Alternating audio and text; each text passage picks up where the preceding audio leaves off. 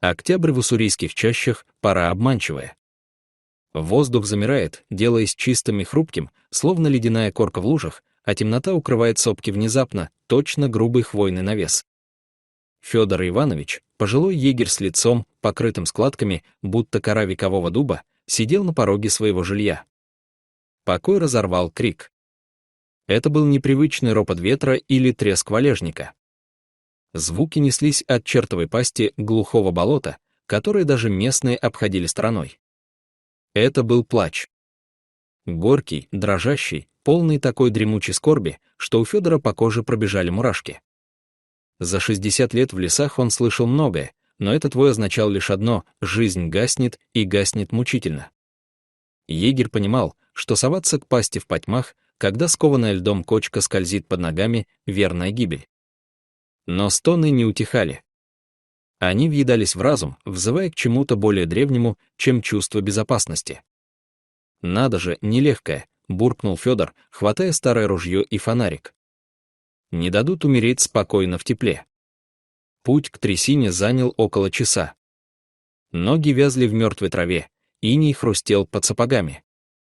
Когда Федор добрался до края топи, луч света выхватил из потемков страшное зрелище.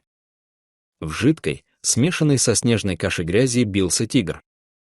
Огромный уссурийский самец, истинный владыка этих мест, теперь выглядел как жалкий ком мокрой шерсти. Он погрузился по самую грудь. Каждое усилие лишь глубже затягивало его в бездонную пасть болота. Усы хищника покрылись инеем, а из пасти вместе с паром вырывались те самые крики, что привели сюда егеря. Федор застыл. В груди его вскипела старая, хорошо знакомая боль. 15 лет назад похожий полосатый зверь утащил его Марею. Тогда егерь поклялся, что ни один тигр в его лесу не найдет жалости. Он ненавидел их за мощь, за жестокость, за ту пустоту, что воцарилась в его доме. Но теперь перед ним был не хищник. Перед ним было живое существо, которое заживо погребала земля. Тигр повернул морду. В желтых глазах, поймавших свет фонаря, не осталось злобы. В них застыл смертный ужас и немая мольба. «Ну что, полосатый?» Негромко произнес Федор, и голос его подвел. «Попался». Егерь поглядел на свои мозолистые ладони. Злоба, которую он берег долгие годы, вдруг показалась тяжелым лишним грузом. Если он уйдет сейчас, он станет таким же мертвым, как эта трясина. «Ладно». Вздохнул он. «Поглядим. Живи пока». Федор почти бегом бросился к заимке. Требовались тросы, лебедка, толстые доски, чтобы сделать подобие моста. Но, не дойдя до двери, он резко замер. Из трубы его избы валил дым. В воздухе отчетливо пахло дешевой махоркой. Из тени навеса показался рослый мужчина. Взгляд холодный, колючий, повадки человека, привыкшего брать то, что не принадлежит ему. Это был Виктор. За его спиной терся молодой парень, Олег, испуганно озиравшийся по сторонам. Браконьеры. «Здорово, Иванович», — ухмыльнулся Виктор, поглаживая ствол винтовки. «А мы тебя заждались. Видели, куда ты ходил? Хорош котик, а? Мы его неделю по горам гнали, пока он в эту жижу не влетел». «Уходите», — сухо бросил Федор. «Тайга промахов не прощает, Виктор». «Промахи делаешь ты, старик», — Виктор шагнул вперед. «Нам этот котик нужен целым.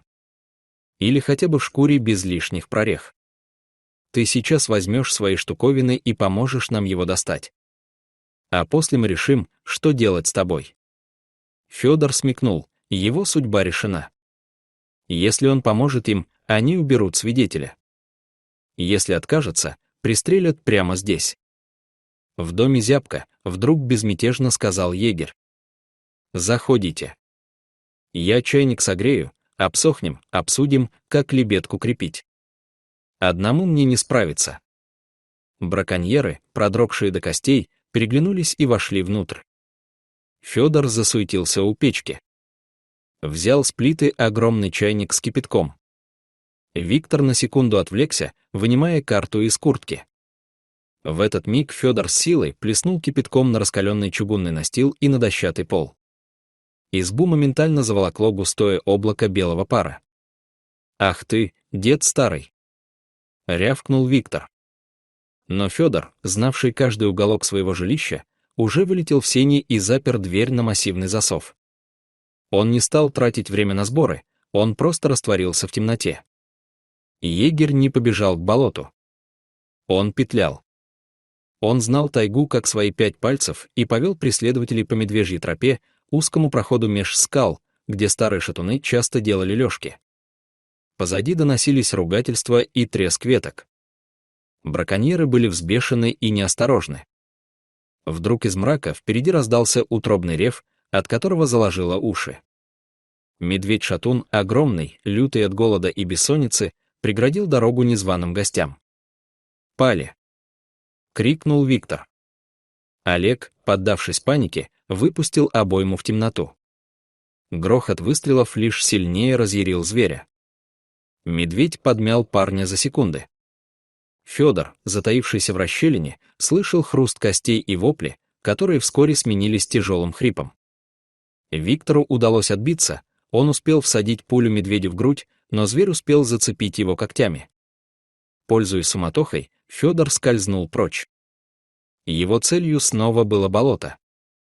Когда егерь вернулся к трясине, повалил мокрый снег. Тигр почти не двигался. Лишь слабый пар из ноздрей выдавал то, что искра жизни еще теплится в этом мощном теле. У Федора не было инструментов, они остались в руках у браконьеров. Оставался только риск. Он отыскал упавшую сухую лисину, обрубил сучья и, кряхтя от натуги, потащил ее к краю болота. Положив бревно на кочки, он бережно двинулся по нему к зверю. Трясина чавкала, бревно гнулось, готовое треснуть. Тигр приоткрыл глаза. В них промелькнула былая злость, он попробовал оскалиться, защищая свою смерть от чужака. «Тише, глупый!» — шептал Федор, балансируя над пропастью. «Свои мы!» Егерь скинул свою ватную куртку, разорвал рукав и сделал подобие петли. Ему удалось набросить ее на плечи зверя. Федор уперся ногами в бревно, ощущая, как жилы на шее вздуваются от напряжения. «Ну же! Давай, милый!» Сантиметр за сантиметром. Грязь не желала отдавать добычу. В этот миг из леса, покачиваясь, вышел Виктор. Его лицо было залито кровью, одежда превратилась в тряпки, но в руках он все еще держал карабин. Конец. Игре. «Старик», — прохрипел браконьер, вскидывая ствол. Федор видел черное дуло, нацеленное ему в сердце. Он понимал, стоит бросить петлю, и он сможет отпрянуть в сторону. Но тогда тигр уйдет на дно навсегда. Егерь не отпустил. Он закричал жутко, надрывно, и рванул ткань на себя всем весом своего тела. Бревно лопнуло. Тигр с тяжелым всплеском вывалился из грязевой жижи на твердую землю берега. В ту же секунду Виктор сделал шаг вперед, дабы прицелиться точнее, и случайно наступил на окровавленную лапу зверя. Зверь, который секунду назад казался мертвым, взвился стальной пружиной. Последний инстинкт — защитить себя — придал тигру сил. Мощная лапа с выпущенными когтями описала дугу, рассекая воздух. Удар пришелся прямо в горло браконьера. Виктор рухнул навзничь, не успев спустить курок. Его карабин глухо стукнул о камни. Настала тишина, нарушаемая лишь шорохом летящего снега. На берегу лежали двое, пожилой человек и израненный хищник. Федор тяжело дышал, чувствуя, как сердце бьется о ребра. Тигр медленно, покачиваясь на слабых лапах, стал подниматься. Грязь стекала с его боков темными полосами. Он поглядел на Федора. Это был долгий, тяжелый взгляд. В нем не было человеческой признательности, звери не знают этого слова. Но в нем было признание. Признание права на жизнь. Хищник издал короткий, глухой рык и, припадая на переднюю лапу, медленно исчез в зарослях ольхи. Миновал месяц. Снег надежно укрыл тайгу белым ковром. Федор Иванович сидел в своей избушке, читая весточку на старом планшете от знакомых ученых-биологов из заповедника. Фотоловушка поймала крупного самца, того самого. Он не просто выжил, он набрался сил и теперь уверенно обходил свои владения. В тот вечер Федор вышел на крыльцо. Возле самой заимки он заметил следы. Крупные, четкие отпечатки лап пролегли всего в паре метров от дома. Тигр не зашел внутрь, не напал. Он просто прошел мимо, будто напоминая о своем присутствии. Егерь снял шапку, подставляя лицо зимнему ветру. Он посмотрел на замерзшую топ, на бескрайнюю тайгу и впервые за 15 лет ощутил, что пустота в его душе заполнилась чем-то важным. Спасая врага, он спас ту часть себя, которую считал навек похороненной под льдом октябрьской ночи. Дорогие зрители, что вы думаете об этой истории? Расскажите, пожалуйста, в комментариях. А если вам понравилось это видео, то ставьте лайк и подписывайтесь на наш канал. До свидания.